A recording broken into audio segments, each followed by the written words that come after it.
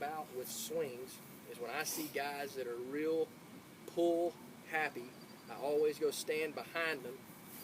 And when I stand behind them, I am looking at the relationship between the butt of their bat and their front elbow when they get ready to swing. And typically when they get ready to swing and they're pull happy, they get like that, where their hand is at what I call outside or closer to home plate from their elbow. Now think about that. If I take the bat out and I throw a frisbee, where is that frisbee going to go? The frisbee's going to go right to second base out there. We're trying to throw it right down the line.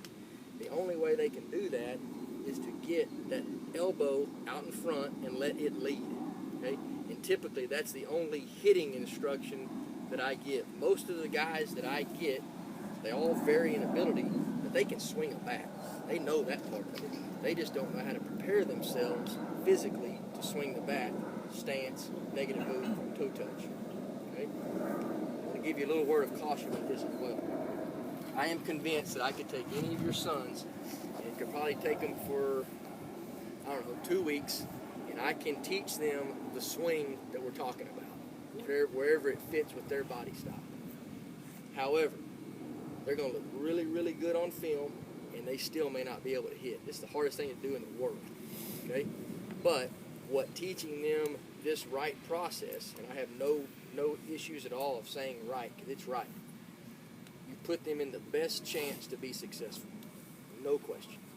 But I got a couple of guys that I'm thinking of right now that are in my program. And man, I would show you their video, but I would not want you to come judge what I just told you of what they do when balls are thrown their way. They just don't hit. Okay, but they got the absolute best chance, and they run into some every now and then. But that's the vicious truth of this, and I don't want you thinking, man, I got this swing right, and it's just not going right. That's life. Okay, but again, you're putting your little guy in the absolute best position to be successful. Why is there a meshing of linear and rotational? The meshing occurs because it gives you the ability to adjust to speed and location. And if you get on rightviewpro.com and listen to their demos, that's what he talked about. Hitting is the ability to adjust to what's being thrown to you. And when you hit rotationally, that slow pitch softball, you're not adjusting to speed and location. You're just adjusting to where you think the ball is fixing to enter the hitting zone. You do not have that ability in fast pitch baseball. When it's sitting on a tee, you're not adjusting to anything. You're just see ball, hit ball. But when this thing's being thrown to me and guys start to do this with breaking balls or change speeds with the changeup, you got to be able to adjust and hit in a bigger zone. So the linear part lets me hit in a bigger zone because that gives me time to recognize what's going on, and then when I start to swing, I swing. All right?